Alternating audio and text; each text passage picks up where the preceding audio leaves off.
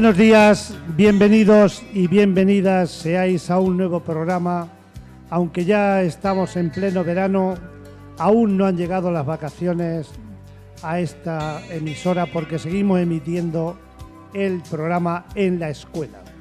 Amigos y amigas, reiteramos que nuestro objetivo es seguir acercando el mundo de la educación y la cultura a cuantas personas nos escucháis, bien en directo. Hoy es miércoles 19 de julio y son las 11 de la mañana, o a través de las redes sociales por NTV o iVox.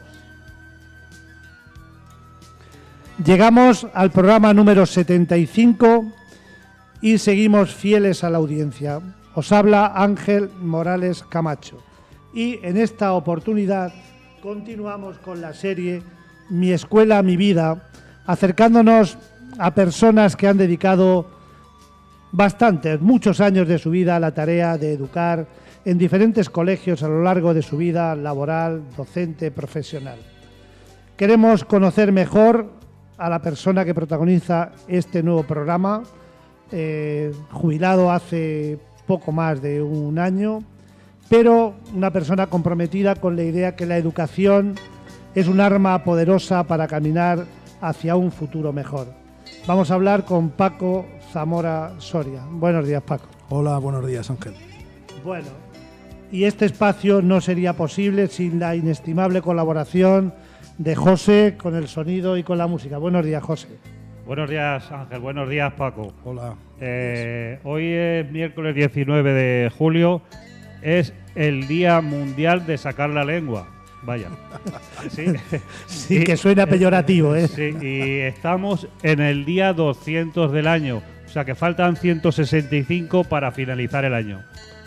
Bueno, pues seguimos subiendo la curva, en esta ocasión la curva del calor, aguantando como podemos. Y cómo no, también gracias a Antonio y Paulino por la labor de difusión a través de las redes de este programa. Como decía, vamos a hablar con Paco Zamora. Y primero quiero pues que haga él una breve autopresentación, aunque creo que casi todas las personas que están escuchando te conocen. Preséntate un poquito quién eres y por qué has venido aquí. Sí, bueno, me llamo Paco Zamora Soria, soy villarrubiero, es decir, que yo nací en Villarrubia, aunque la verdad es que la mayoría de mi vida he estado fuera. Nunca he perdido contacto con Villarrubia, para mí es muy importante, pero mi vida profesional, por ejemplo, se ha desarrollado siempre fuera y mi vida familiar, pues de alguna manera también, una parte, ¿no? Sí, pero bueno, sabemos que tus raíces están aquí y que has pasado mucho tiempo de tu vida, sobre todo de tu tiempo libre, porque lógicamente el tiempo laboral pues lo has tenido que estar en el lugar donde te correspondía para ganarse, como se dicen las habichuelas, ¿no? Pero bueno, cuéntanos un poquito en qué lugares has trabajado como maestro.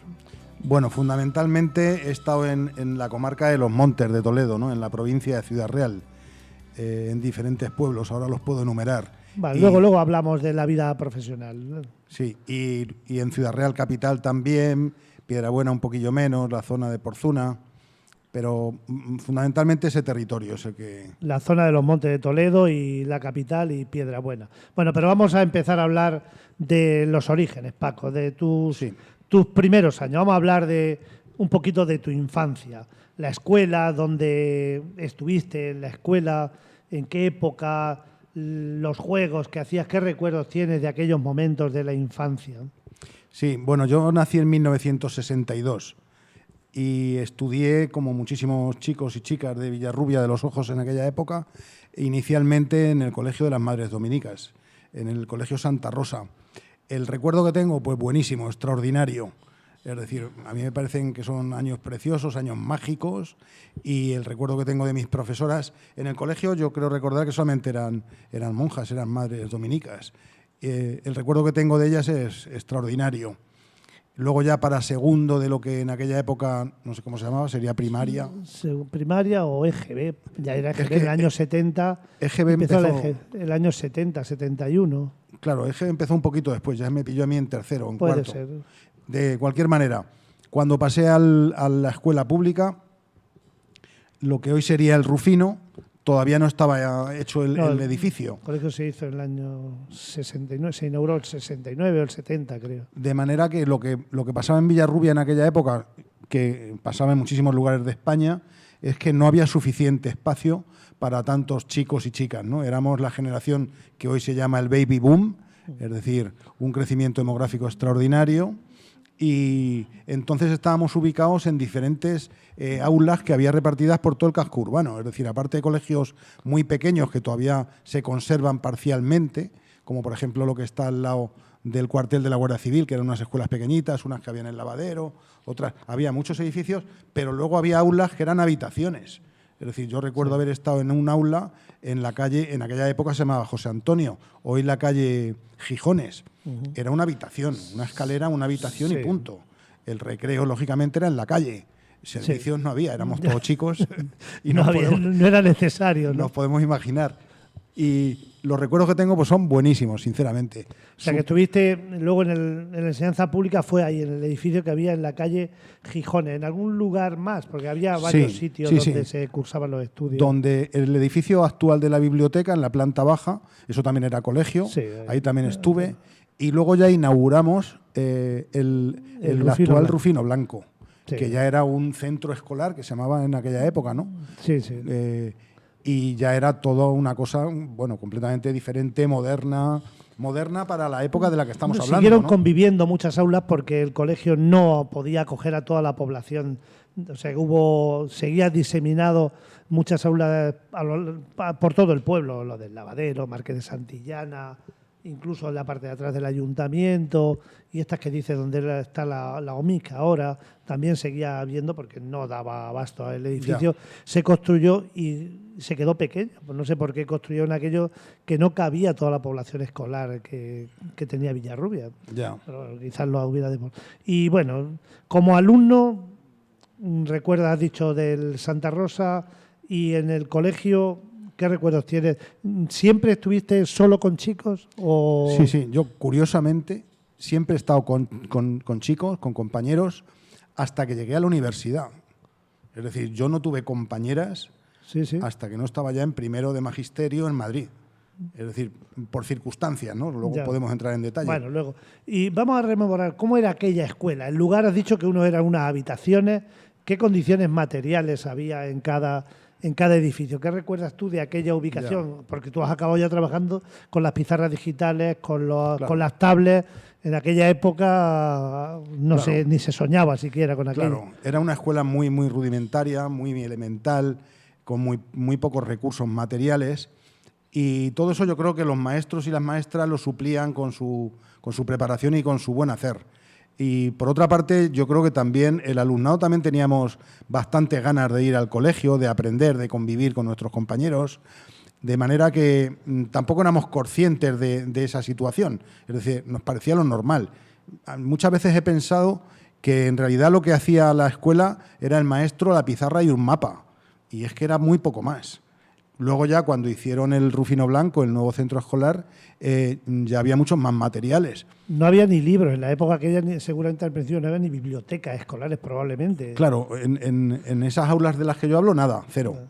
Y luego ya en el colegio, a mí me pasó una cosa curiosa que me ha pasado a lo largo de toda mi vida. Sí. Y es que me daba cuenta de que había más materiales educativos de todo tipo de los que nos podíamos imaginar, pero que solamente se usaban cuando había que hacerse una foto, por ejemplo, para publicar en algún medio, o en alguna ocasión en la que se quería hacer una actividad un poco especial.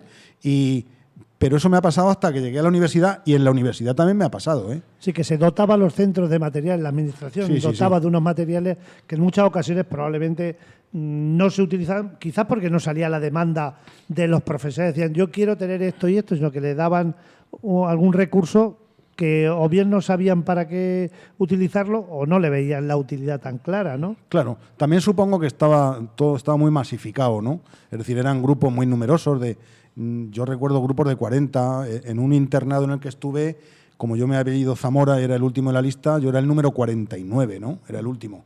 Eso ya no sería en tu etapa de primaria, sería a lo mejor en bachiller. Eso ya era EGB. Ah, en EGB. En EGB en Madrid. O sea que la ratio, que hoy estamos peleando, se pelea por una ratio de máximo 20 chicos y chicas por aula, no siempre ha sido así. Claro. En tu época la ratio era, y quizás no solo de una edad, no sé. Claro, es ¿estabas decir, en la escuela? en mi caso eran todos de una edad, excepto alguno que podía ser repetidor, que era algo que tampoco entendíamos muy bien. Sencillamente había algún compañero que era un poco mayor que nosotros y ya está, ¿no? Pero éramos, yo creo que muchísimos alumnos. Yo creo que se iba a lo que se podía. Sí, a lo que cabía dentro del Claro. espacio, ¿no? Es decir, que era el baby boom, no había medios, no había Claro. espacios. Pero bueno, había algo que hoy está faltando, que eran niños y niñas. Claro. O sea, que fíjate, hoy tenemos muchos espacios y a lo mejor están sobrando. Vamos a escuchar una canción, Paco, que nos has dicho que querías que escucháramos. Muy bien. Susan Nadine Vega Peck, más conocida como Susan Vega, cantante, compositora estadounidense, es especialmente conocida por su éxito de los años 80, Luca, una canción pionera en tratar el abuso infantil y la violencia doméstica. My name is Luca. I live on the second floor. I live upstairs from you. Yes, I think you've seen me before. If you hear something late at night, some kind of trouble, some kind of fight, just don't ask me what it was. Just don't ask me what it was. Just don't ask me what it was. I think it's 'cause I'm clumsy.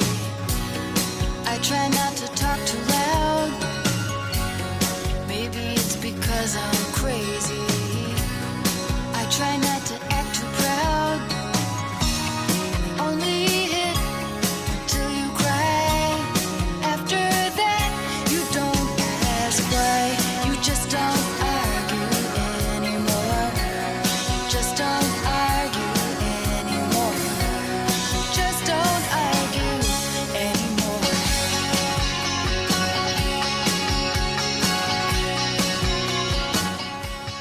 Paco, que además no lo dijimos al principio, ha sido especialista en inglés.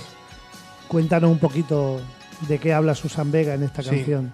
Esta canción la he elegido porque, aparte de que se entiende bastante bien y la letra es bastante sencilla, y la utilizaba en mis clases de inglés, porque trata un problema muy no sé cómo decirlo, muy doloroso, que tiene que ver con el maltrato a los menores de edad, ¿no? Y para mí fue todo un descubrimiento, tanto a esta cantante y cantautora como ese fenómeno, ¿no? Es decir, cuando haces magisterio, pues de pronto tienes, por lo menos en mi caso, tienes una idea un poco idealizada, ¿no? Lo tienes todo ahí como muy bonito, ¿no? Y luego te das cuenta de que la realidad del día a día es bastante complicado, es bastante duro. Y este es uno de los fenómenos con los que tenemos que lidiar. Es decir, a veces se ven, a veces no. Muchas veces estos problemas nos pasan inadvertidos, pero es una realidad lacerante que está ahí, ¿no? Y no podemos darle la espalda, ¿no? Sino que, Claro, y hay que mostrarlo. Hay que intentar, pues, hacer todo lo que se pueda, ¿no? Y a veces, pues, hasta se sale, digamos que trasquilado, por decirlo de alguna manera, Ya. suave, ¿no? Sí, Es como decir, porque si es te complicado. implicas mucho en eso, puede que te... Bueno, vamos a seguir con, Sí. con la escuela. Ya vemos que el tema lo has tratado. Es evidente que nuestra existencia la marcan personas especiales y que de una manera o de otra influyen en nuestro devenir. A lo largo de la vida siempre hay personas que nos dejan huella, que influyen en la decisión sobre qué vamos a estudiar o qué oficio nos gusta. Paco, en tu experiencia infantil, ¿hay algún maestro, alguna maestra que sea especialmente significativo, que lo recuerdes ahora? A ver, yo me acuerdo de todos. El problema es que me fallan algunos nombres, ¿no? Y tengo la tendencia a cambiarlos, algunos de Madrid, algunos de Villarrubia. Lo que sí tengo claro es que yo decidí ser maestro en el Rufino Blanco, Sí. un día en el que estábamos haciendo una actividad normal y no sé, creo recordar que hicimos un dictado, había que hacer una redacción, pasó algo en la calle y el maestro nos dijo que nos asomáramos por la ventana, ¿no? Y tenía que ver con un carro, una mula o algo por el estilo, ¿no? Es decir, cuando llegamos la mayoría ya no había nada, pero tuve una visión de que me gustaba ese ambiente, de que me gustaba enseñar, que me gustaba esa forma de tratar a las personas, ¿no? De menor edad, ¿no? Y desde entonces he querido ser maestro. Y en contacto con una realidad, porque lógicamente aquello no estaba en ningún libro de texto. Claro. El carro y la mula era algo que sucedía afuera y que, bueno, es una manera de vivir la enseñanza, ¿no? El contacto con el entorno, ¿no? Sí. Luego yo he intentado mucho hacer eso, asomarme a la ventana con mis alumnos, sacarlos a la calle, sacarlos al patio, traer gente de fuera adentro, que ellos traigan experiencias de sus vivencias al aula. Muchísimas experiencias de ese tipo las he puesto en práctica. Que haya esa interacción entre lo de fuera y lo de dentro que hay en la escuela, porque todo se sirve para aprender, ¿no? Y claro. No se puede decir que un material o que una persona nos puede enseñar. De aquella época de alumno, tú, Paco, ¿recuerdas algún libro, algún material escolar especial? Los libros, algunos los conservo y me siguen pareciendo muy interesantes, a pesar de que, bueno, pues tenían sus carencias, tenían también, digamos que sus limitaciones, ¿no? Pero los comparo con los de hoy en día y en algún caso concreto a mí me siguen gustando aquellos bastante, ¿no? Porque era cuando ya empezaban los libros, las editoriales a invertir más dinero en medios técnicos como el color. Ya venían algunas fotografías, sobre todo en los libros de ciencias naturales, de ciencias sociales. Ahí ya venían fotografías en color, ilustraciones en color, ¿no? Ya era un alarde editorial que nuestros mayores y la gente que tenía unos cuantos años más que nosotros no habían tenido. Entonces ya era un material, a mi juicio, muy motivador. Sí, se pasó de la enciclopedia, aquellas que tenían todo, pero que lógicamente tenían una pobreza a la hora de mostrar los temas, porque no había. Claro.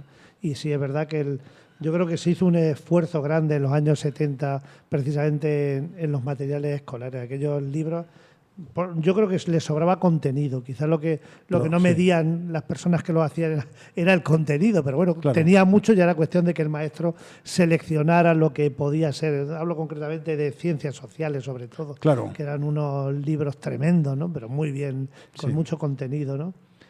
Y en el recreo, dices que el recreo muchas veces era la calle, ¿no?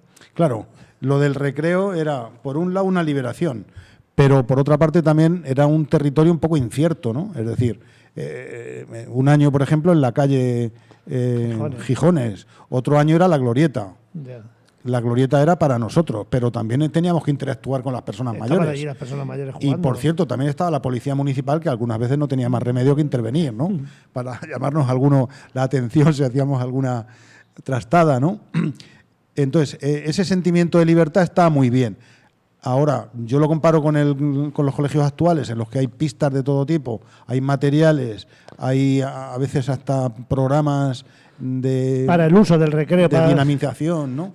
Exacto. Y, lógicamente, pues en aquella época era salir y punto, ¿no? Pero yo creo que se jugaba más. Claro, porque solo había que jugar, ¿no? Claro. No había nada, pero los chicos y las chicas tenían que jugar con lo que hubiera y tenían que echarle imaginación para correr, para jugar, para saltar, ¿no? Claro. A ver, jugar yo creo que nos pasábamos todo el rato jugando. Claro. Que, por cierto, no he dicho nada. En las Madres Dominicas tenían un patio, a mí me parecía aquello gigante. Luego, cuando he ido de mayor, me he dado cuenta que es pequeño, ¿no? Pero a mí, que me gustaba mucho y me gusta mucho la naturaleza, me apasiona, y como estábamos al lado de la iglesia y había 3 o 4 nidos de cigüeña, cada vez que pasaba la cigüeña, yo creo que todos los chicos del colegio empezábamos a gritar, ¿no? Y las madres nos mandaban un poco como bajar el tono, porque era pues un griterío, era un espectáculo ver una cigüeña que pasaba por encima de nosotros, ¿no? Sí, es que cualquier cosa era... Aquel patio era grande para lo que tenía, para la edad, sobre todo en aquella época la mayor parte de los niños eran pequeñitos, ¿no? Claro. Y era un patio, bueno, para la época bien, sobre todo estaba controlado. Paco, lo que sí creo que han cambiado mucho son las relaciones entre la comunidad educativa, las relaciones maestro, familia, alumnado. ¿Cómo has visto tú la evolución de aquella época que eras alumno a luego que has sido maestro y has sido padre también? Sí. ¿Cómo han variado esas relaciones? Pues totalmente. Estoy seguro de que para mejor en el 99,999% de los casos. Y cuando yo era pequeño, lo normal es que el primer día tu padre, en mi caso fue mi padre, me llevó a la Glorieta porque era donde teníamos el aula, me presentó al maestro, hicimos una fila y ahí se acabó el contacto, que yo sepa. Es decir, yo creo que ya en los años de colegio en Villarrubia se acabó. Como luego estuve en el internado, había un poco más de interacción, pero tampoco mucha. Es decir, las tutorías, por ejemplo, que hacemos ahora prácticamente algunas A diario. casi a diario, pues es que no existían, ¿no? Entonces yo creo que en todo eso hemos mejorado, pero infinitamente. En lo que creo que no hemos mejorado es en lo que mantiene un autor que a mí me parece muy interesante, que murió ya, que es José Manuel Esteve, que mantenía el tema de la tercera revolución educativa, ¿no?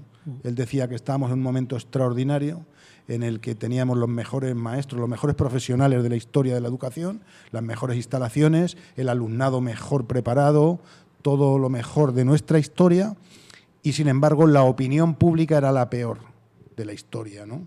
Es decir, antiguamente el maestro era un referente social, ¿no? y cultural, ¿no? En los pueblos, ¿no? Era pues todo un personaje, ¿no? Y todo eso sí que ha cambiado.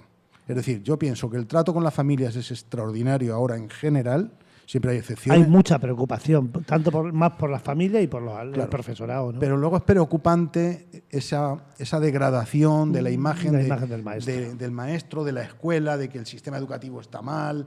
El sistema educativo es mejorable como todo, pero es extraordinario comparado con lo que estamos hablando de hace 10, 20, 30, 40 años. A la hora de la oferta, a la hora de los recursos, lógicamente se ha avanzado tremendamente. Otra cosa es, yo creo que el valor que se le da a eso, como tú dices, es que se ha deteriorado mucho la imagen esa. Quizás porque han visto como mucha cercanía, que la cercanía es buena y a veces la cercanía no se mide bien, ¿no? Claro. La cercanía debe ser en lo personal, pero no en la cercanía esa física que casi te permite, no digo agredir, pero incluso también por desgracia hay casos de agresiones, pero desde luego yo creo que lo más preocupante es lo que dices tú, la opinión pública, ¿no? Este autor desde luego era revolucionario, lo que pasa es que murió bastante joven. Lo que mantenía es que esa situación tan contradictoria no era casualidad. Ya. Lo que él decía es que obedecía una estrategia que tiene un trasfondo político clarísimo, que consiste en hablar mal para poder, de alguna manera, privatizar. Es decir, en España tenemos la suerte de que el sistema educativo llega al 100% de todos los rincones, y ese modelo, por ejemplo, no se da en Francia, no se da en otros lugares. Allí es al contrario, pero bueno. Y entonces, mejor o peor, aquí funcionaba y funciona. En tanto en cuanto que era un negocio, digamos, un nicho económico interesante, desde determinados estamentos se pensaba que de alguna manera lanzar esa idea de que era un fracaso, el famoso fracaso escolar, del que yo me podría tirar hablando una hora, pero no quiero cansar a nadie, ¿no? Por ejemplo, es más que sospechoso, ¿no? Fracaso escolar cuando estamos hablando del mejor momento de nuestra historia, ¿no? O sea, no tiene lógica, ¿no? Pero todo eso obedecía y obedece, parece ser, a unos intereses ahí ocultos, ¿no? Intereses de privatización, que curiosamente en los pueblos pequeños y medianos no tiene sentido. Donde se ha hecho realidad es en las ciudades. Es en las grandes ciudades, donde efectivamente pues se escuchan verdaderas barbaridades a este respecto, ¿no? Sí, bueno, ahí ese es un tema que es muy largo de tocar, el tema de lo que ocurre en las ciudades con la enseñanza pública, la privada, la concertada, claro. Y bueno, y qué alumnado recibe cada una, cómo se puede hasta segregar. Creo que no es el momento. No. Desde luego, antes has hablado de la metodología en aquella época era pues la pizarra y el libro y la personalidad del maestro, y con eso prácticamente tenían argumentos para enseñar a prácticamente todos los niños, en este caso, y también las niñas, ¿no? Claro. La metodología ha cambiado mucho, pero yo sigo considerando que la figura clave es el maestro, la maestra, ¿no? Sí. Yo creo que sí. Ahora, lógicamente, tenemos muchos más competidores, ¿no? Los maestros, quiero decir, ¿no? O sea, que antes decíamos la televisión, ahora la televisión es una migaja. Ya. Ahora tenemos las redes sociales, por ejemplo, que están ahí, ¿no? Tenemos los aparatitos estos, ¿no? Los móviles y las tablets, que están ahí continuamente, ¿no? ¿Que las podemos utilizar? Sí, ya se están incluyendo, se están utilizando. Pero es un poco más complejo que antes, ¿no? Es una controversia. Yo creo que se están utilizando, pero no se le está sacando todo lo positivo que puede, y en muchos casos está generando una conflictividad en las aulas que no debía tener lugar. Bueno, creo que teníamos otra canción por ahí, José, para escuchar. Simón y Garfunkel fueron uno de los grupos musicales más famosos de los 60. En realidad fueron un grupo que siempre estaban con tiras y aflojas, siempre se juntaban, se separaban, pero como decían, siempre de buen rollo. Nos dejaron perlas como Los sonidos del silencio, El boxeador, Mrs. Robinson y Puente sobre aguas turbulentas, que la escuchamos a continuación. when tears are in your eyes, I will dry them all. Ahí fuera. I'm on your side. Oh, when times get rough and friends just can't be found, like a bridge over troubled water, I will lay me down like a bridge over troubled water. I will lay me down.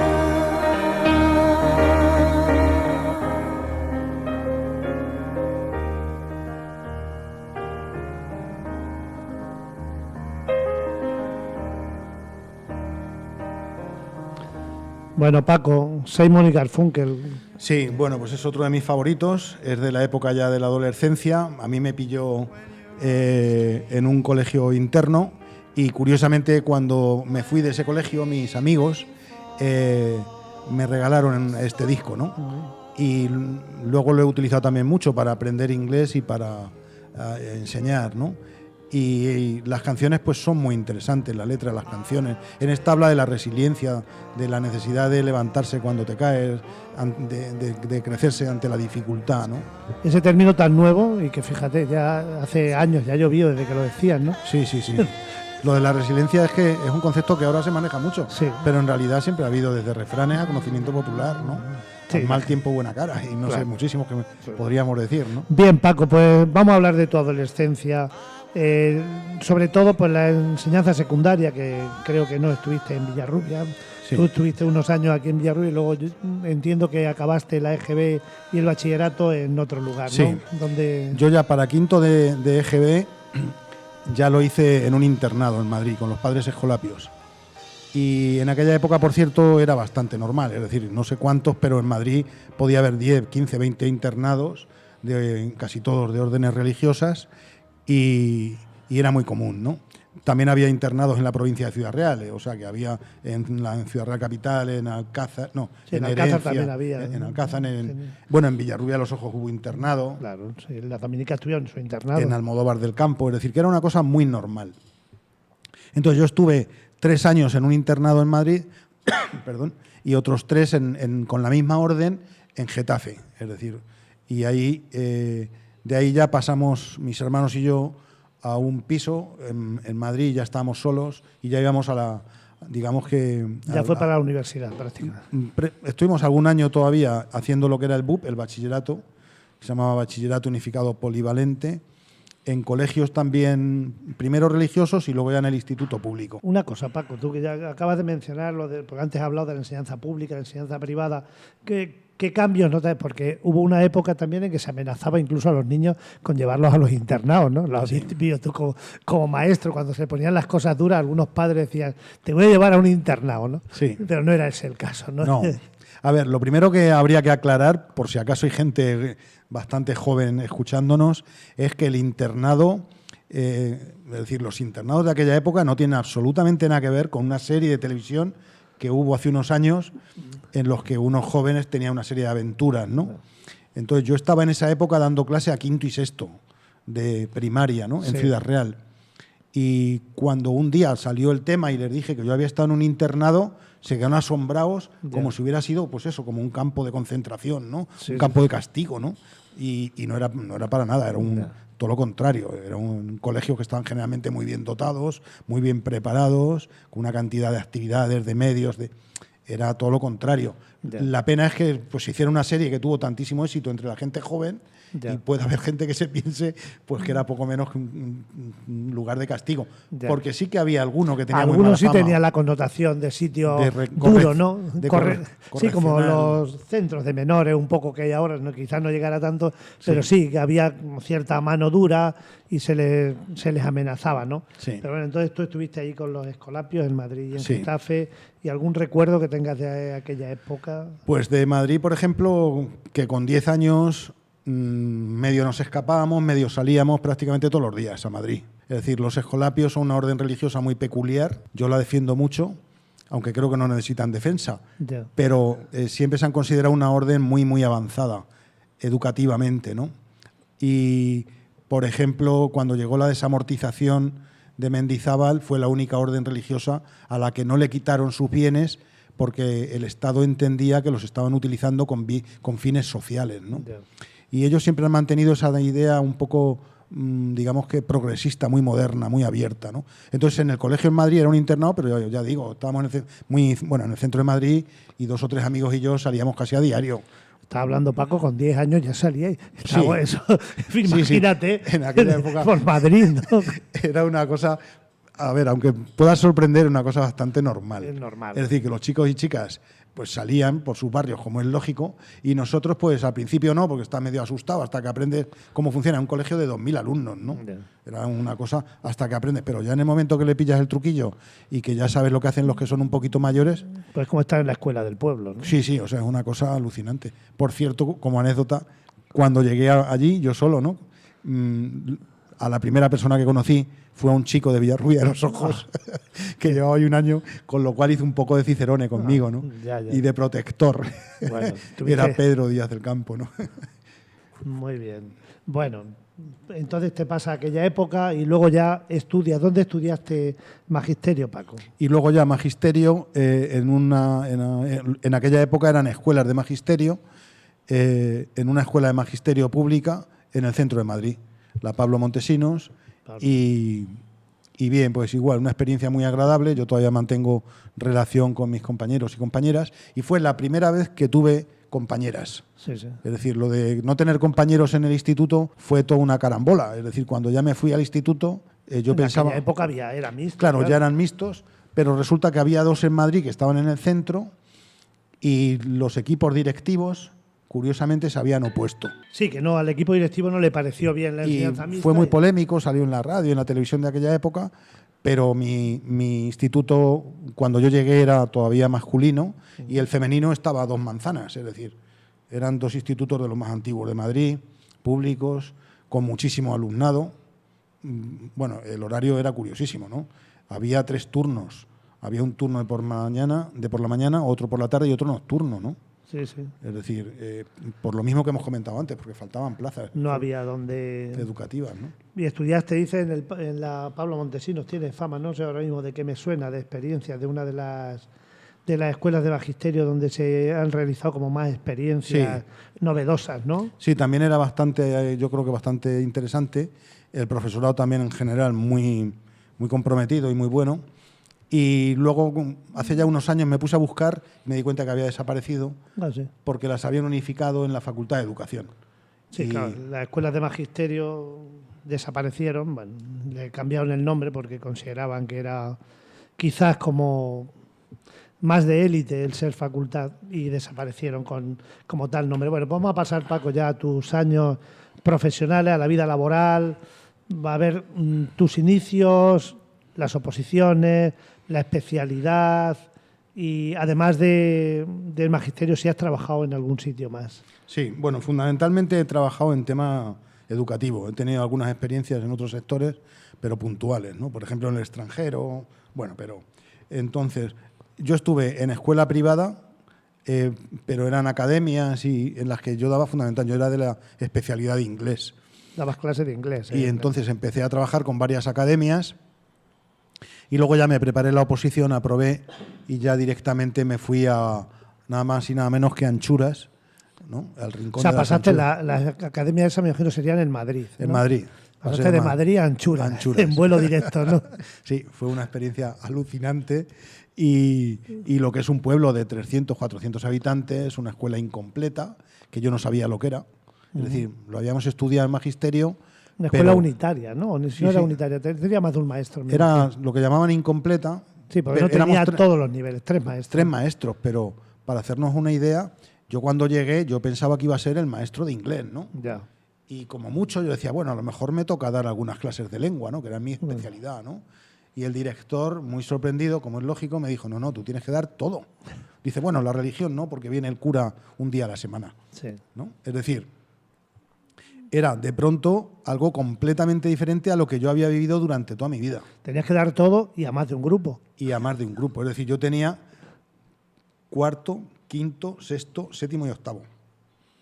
Sí, Es sí. decir, 5 niveles en la misma clase. Y bueno, pues al principio te agobias, madre mía, no sabes muy bien cómo tirar. Es complicado organizar eso. Los compañeros te ayudan mucho y luego había también un programa de trabajo de toda la comarca que duró muchísimo tiempo y que la delegación mantuvo, y de formación de los maestros, ¿no?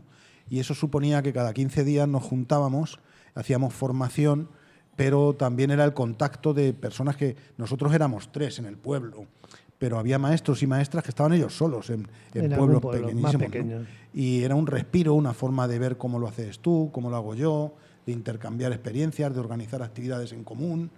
Y la verdad es que yo estuve muy a gusto, estuve 3 años, Entonces, por cierto, voluntario, es decir, que me podía haber ido a otros pueblos, pero que yo quería probar ese tipo de experiencias. probar, y además viviste allí. Y ¿O sí, yo te quedas? vivía allí. En aquella época teníamos casa de maestro, supongo que seguirán existiendo. Es decir, llegabas a un pueblo, te asignaban tu casa y si tenías familia bien, y si no, pues tenías tu casa tú solo, ¿no? Sí, sí. No, decir las casas de maestros, bueno, estaban bien. Era una forma de que no tuvieras que preocuparte de otras cosas, ¿no? De tener que buscar el alojamiento. Y yo creo que en algunos casos facilitaba el que el maestro o la maestra se quedara en ese pueblo, ¿no? Porque Claro. bueno, estuviste 3 años allí en Anchuras. Sí. ¿No te pilló? Por ahí fue la época grande de Anchuras, ¿no? Claro. La época donde Anchuras apareció en el mapa de España y de Europa, ¿no? Claro. A ver, yo pedí anchuras porque mis amigos de Villarrubia de los Ojos habían estado allí varias veces. Y habían estado apoyando la lucha de Anchuras contra el campo de tiro, ¿no? Contra el gobierno, la decisión del gobierno de Sí, de España crear un campo. de crear un campo de tiro para el ejército del aire, ¿no? Y me habían hablado de lo que se estaba viviendo allí, ¿no? De cómo el pueblo se había unido, la comarca, habían recibido apoyos de toda España, de un montón de países, y había muchísimos grupos ecologistas y muchísimos grupos pacifistas. Y entonces había un caldo de cultivo extraordinario. Y yo pues me lié la manta a la cabeza y del centro de Madrid pues me fui a Anchuras, ¿no? a vivir. Está bien. Bueno, de Anchuras fueron tus primeras experiencias, ya ahí ya era primaria, lógicamente. Y luego después, cuéntanos un poquito así, de Anchuras, dónde... Sí, luego ya estuve un poco, digo, dando tumbos en el sentido de que me ha gustado siempre cambiar. Algunas veces voluntariamente, otras veces por las cuestiones administrativas, ¿no? Es decir, por ejemplo, porque te equivocas en rellenar un papelito O pones el código mal. y pones el código mal y cosas de esas que solo sabemos ¿Te ha ocurrido? los maestros, ¿no? Y entonces, pero ya estuve en muchos colegios de por allí de los montes, ¿no? O sea, que estuve en Anchuras, pero también estuve en Retuerta del Bullaque, estuve en Arroba de los Montes también, en Porzuna, en Piedrabuena. En Porzuna, por ejemplo, estuve 2 años y me pasó una cosa curiosa, y es que tuve que ser maestro itinerante de inglés, que creo recordar que otro año también estuve itinerante. Entonces, lo curioso es que iba a una aldea en la que había una sola maestra, por cierto, también de Villarrubia, Loli, y no me acuerdo del apellido, Cañadilla puede ser, Loli Cañadillo o Amparo. o Amparo. Amparo, porque Loli así son los profesores de religión. Sí, ponen ahí. perdón, Amparo Cañadilla. Me la encontré allí, también casualidades, ¿no? Y entonces yo iba allí un día a la semana a dar clase de inglés, pero en la escuela, yo no estoy seguro, creo que eran 5, 6 o 7 niños, Ya.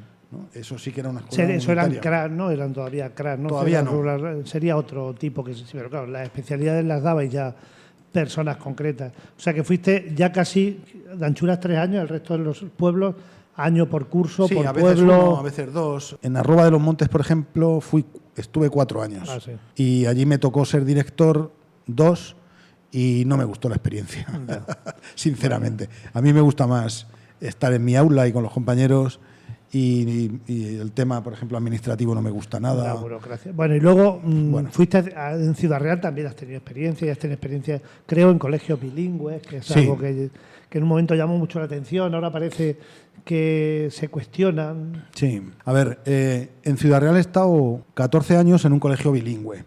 Cuando hablamos de bilingüismo es un concepto también un poco confuso y difuso, porque no todo es bilingüismo en puridad, ¿no? con rigor, ¿no? Es decir, el proyecto bilingüe en el que yo estuve era un convenio entre el Ministerio, en aquella época era el Ministerio de Educación, luego ya pasaron las competencias a las comunidades autónomas, pero era entre el Ministerio y el British Council. Es decir, digamos que la institución inglesa por excelencia con el tema ¿no? De la educación del inglés, ¿no? ¿Qué ocurre? Que estaban súper bien dotados de personal. Es decir, en un colegio de doble línea, es decir, en el que había 2 primeros, 2 segundos, ¿no?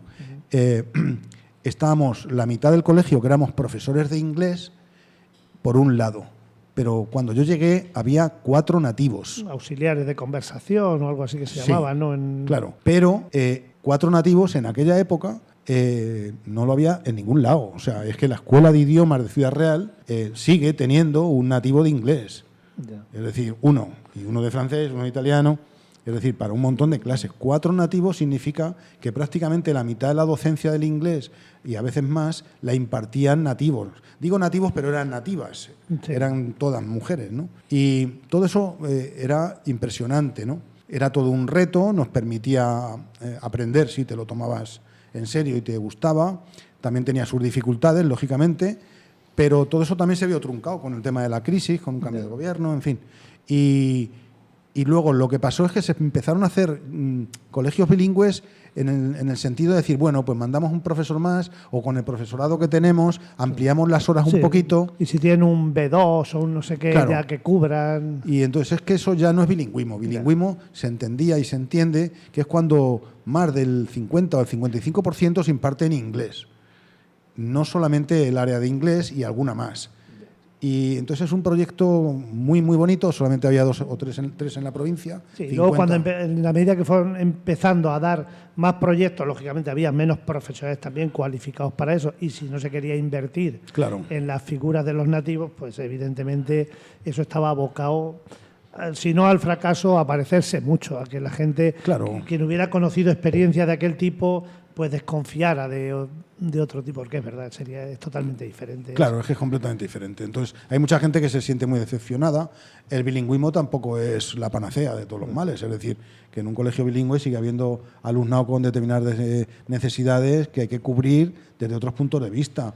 Y el idioma tampoco lo es todo, el segundo idioma, ¿no? Ni el tercero. Es decir, que luego se han hecho con tercer idioma. Con no sé qué. Todo esto a mí me parece fenomenal, ¿no? Pero creo que hay que llamar a las cosas por su nombre. Y bilingüismo se estableció que era cuando más de la mitad, creo que era el 55%. Se impartía en idioma. Se impartía, ¿no? Muy bien. Roberto Carlos Braga Moreira, artísticamente conocido como Roberto Carlos, cantautor brasileño, uno de los principales representantes de la balada romántica. A los 6 años sufrió un accidente en el que perdió parte de una pierna, lo que le ha obligado a ir casi toda su vida con una prótesis. Yo quisiera poder aplacar una fiera terrible. Yo quisiera poder transformar tanta cosa imposible. Yo quisiera decir tantas cosas que pudieran hacerme sentir bien conmigo. Yo quisiera poder abrazar mi mayor enemigo. Yo quisiera no ver tantas nubes oscuras arriba, navegar sin hallar tantas manchas de aceite en los mares y ballenas desapareciendo por falta de escrúpulos comerciales. Yo quisiera ser civilizado como los animales. La, la, la, la, la.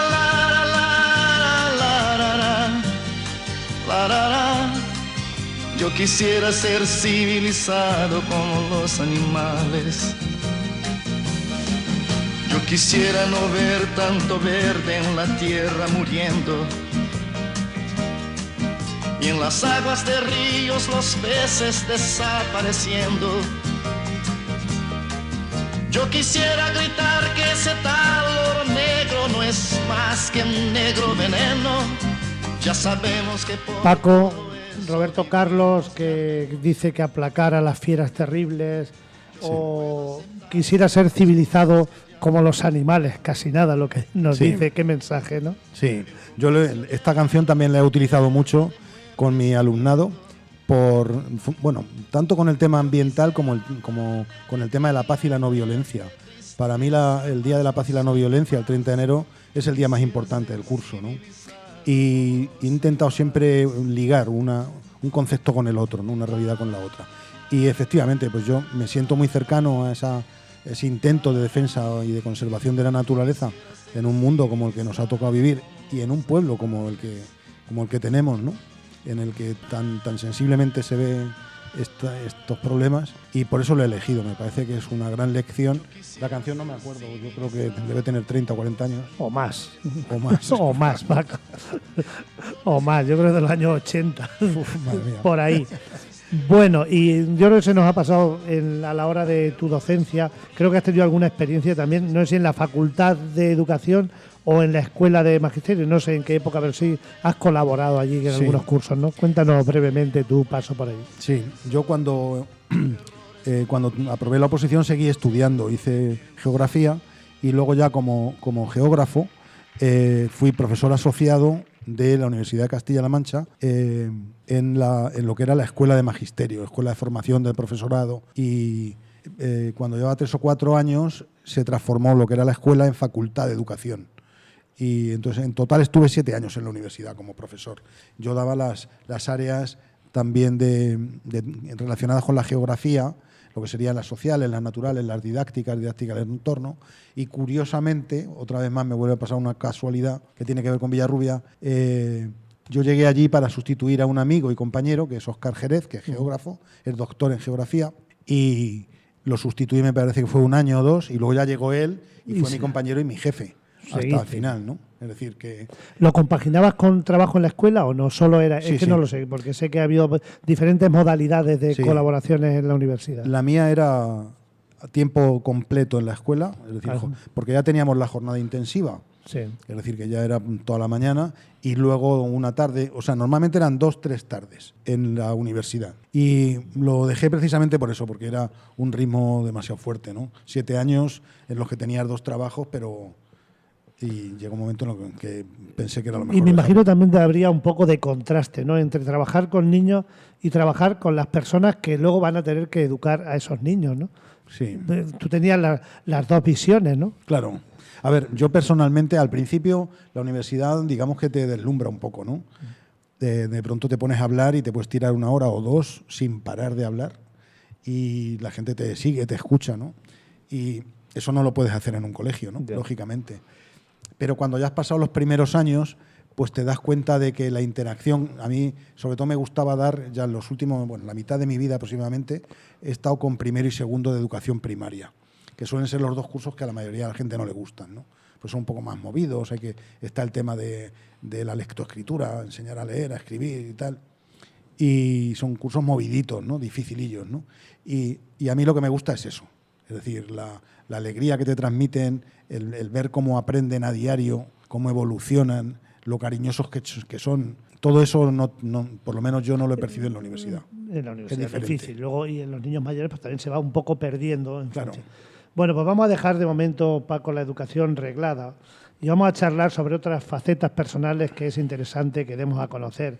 A lo mejor el tiempo no nos va a dar para mucho, pero creo que tendremos ocasión en otro momento de hablar. Vamos a comenzar por tu tiempo libre, tu tiempo de ocio, tus aficiones, fotografía, naturaleza, ecología, investigación, escritura, algún blog.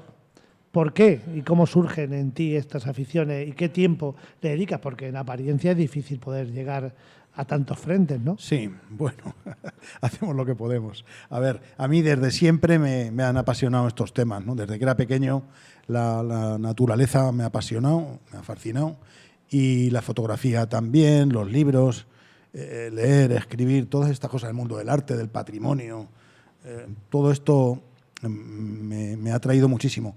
Cuando ya empecé a tener posibilidades, empecé a dedicarme un poquito más, ¿no?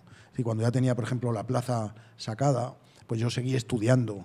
Cuando terminé los estudios, pues en realidad sigo estudiando, ¿no? O sea, yo no he dejado nunca de estudiar. Y entonces, pues he hecho un poco de todo. O sea, que el mundo de la fotografía, fundamentalmente ligado a la naturaleza y a su defensa, también a su didáctica, a su conocimiento. Y, por cierto, me gustaría contar una anécdota. La primera exposición que yo hice de fotografía la hicimos en Villarrubia de los Ojos, otros dos fotógrafos, Enrique Soria y, no me voy a acordar, Ismael Barbé y un ceramista que era José Gómez Porro. Bien, esa exposición nos la financió el ayuntamiento, pero en realidad era dinero de la Diputación Provincial. Y la persona que lo hizo posible fue la que me está entrevistando, que es Ángel Morales, ¿no? Estamos hablando de 40 años. Gracias, hace ya mucho.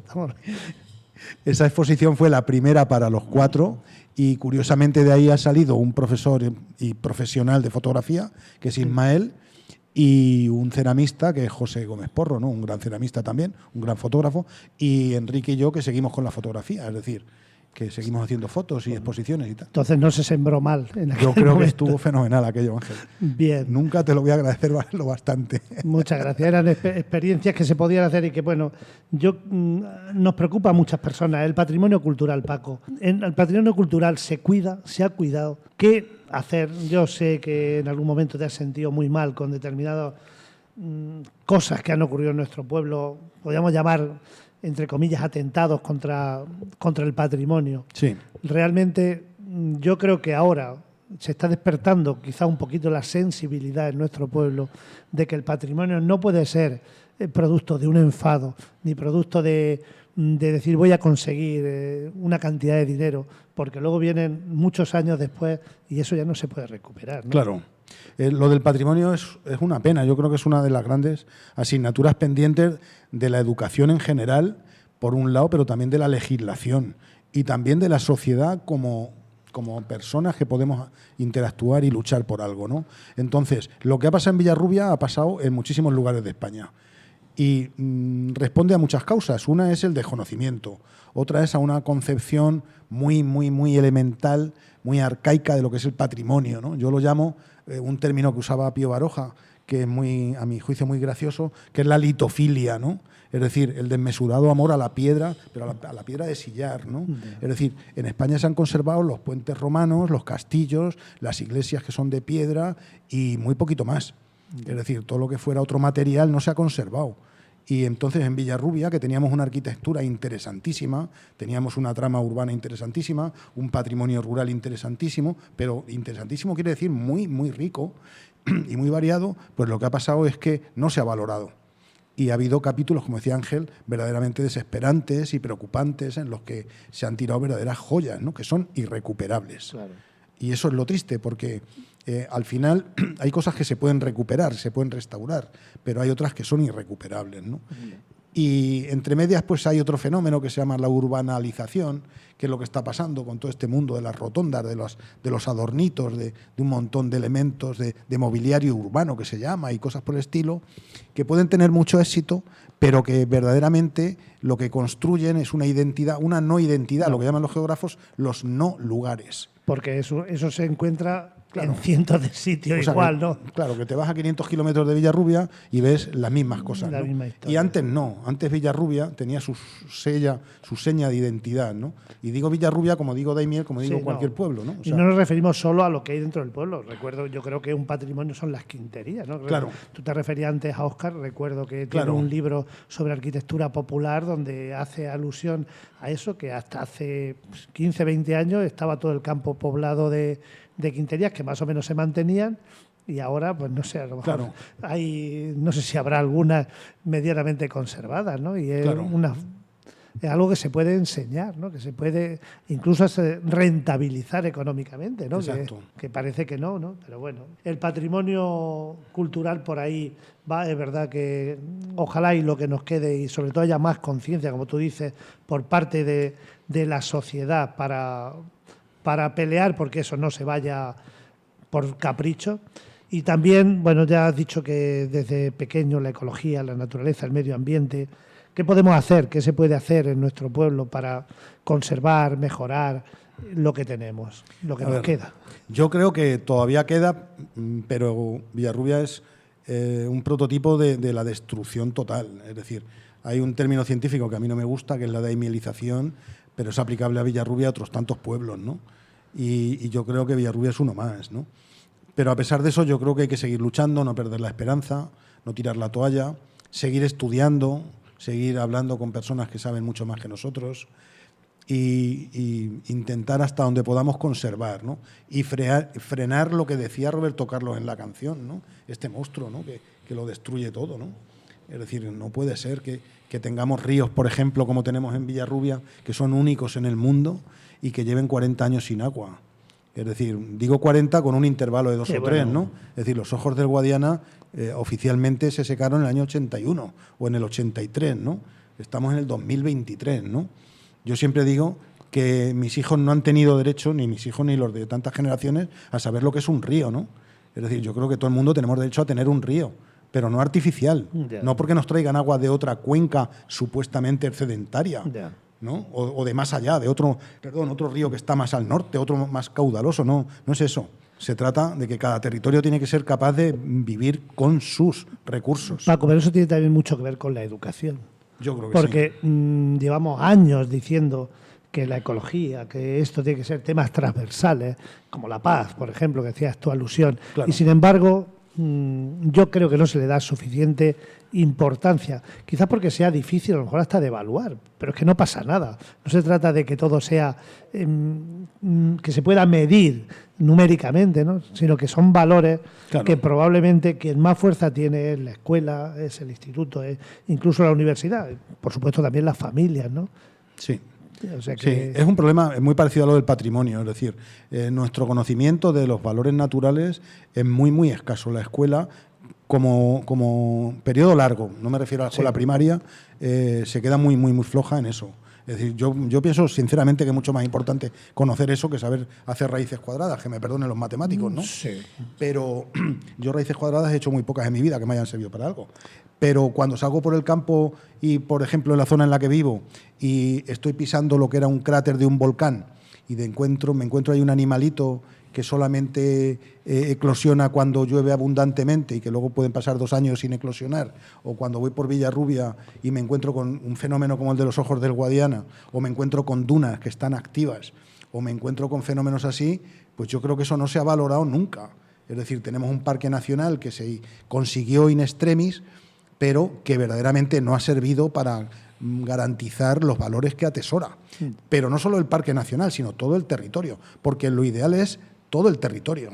No es crear islas de naturaleza, que se decía en los años 70 y 80, ¿no? Acotar el límite, decir aquí sí y aquí a 50 metros no, ¿no? Claro.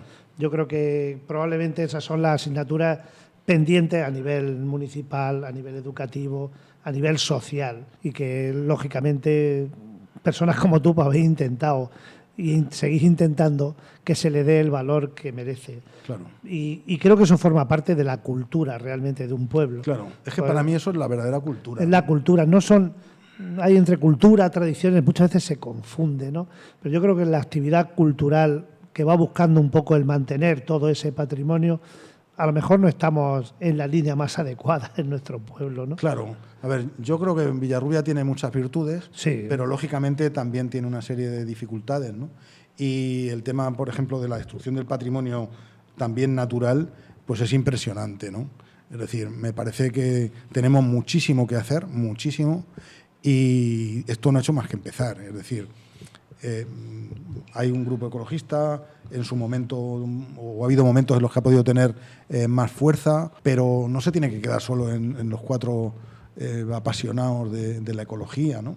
Y las 4 actividades puntuales que se puedan hacer, es que estamos hablando de un problema, claro, o algo se tiene que ser siempre, que no es decir, claro, esto es para primavera o es para otoño, ¿no? Claro, esto, bueno, es tan importante como que hay una declaración universal, pero que en la Constitución española está. O sea, que no somos 4 locos, que nos gustan mucho los pajaritos, por ejemplo, o los insectos, ¿no?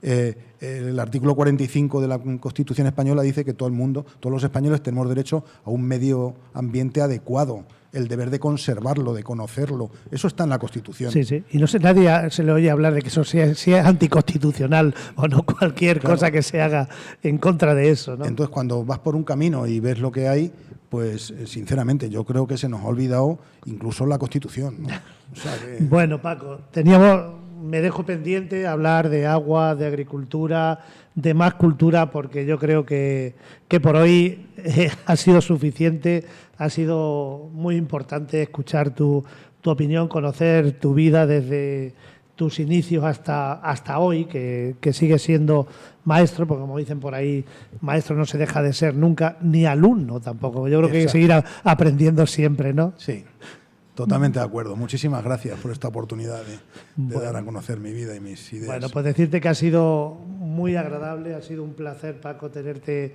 aquí esta mañana, compartir algunas experiencias hemos vivido juntos y creo que siempre que nos encontramos es buen momento para recordar.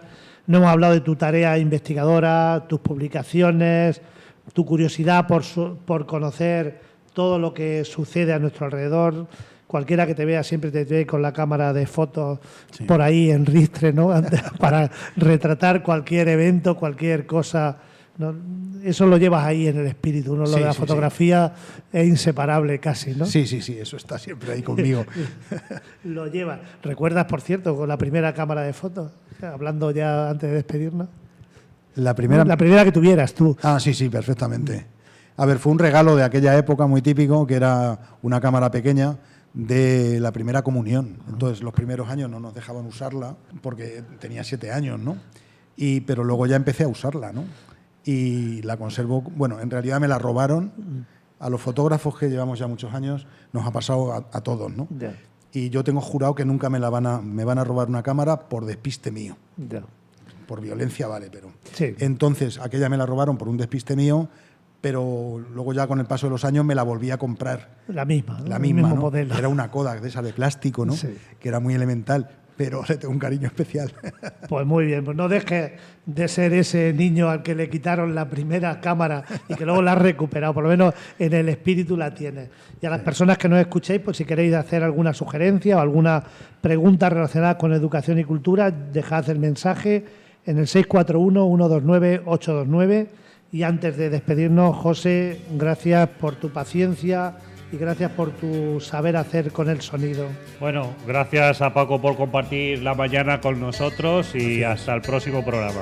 Bueno, y gracias también a Antonio y Paulino por subir esto a las redes. Decir que la próxima semana haremos el último programa antes de tomarnos unas pequeñas vacaciones de verano y hablaremos de teatro, concretamente con el grupo de nuestro pueblo, El Retablo, que estrenan una obra el día 11 de agosto en la cooperativa. Eso será el miércoles 26 de julio y haremos el último programa en directo hasta septiembre. Y luego ya coincidiendo con el nuevo curso escolar comenzaremos una nueva temporada. Y como no, recordad, si no queremos que la barbarie nos inunde, si no queremos que lo negativo tenga más protagonismo que lo positivo, cultura y educación. Y por supuesto, cuidado del entorno cercano, conocerlo para poder respetarlo y cuidando del planeta. Saludos, salud, paz y mucha calma. Abrazos para todos y para todas de Ángel Morales Camacho. Gracias, Paco. Buenos días. Muchas gracias.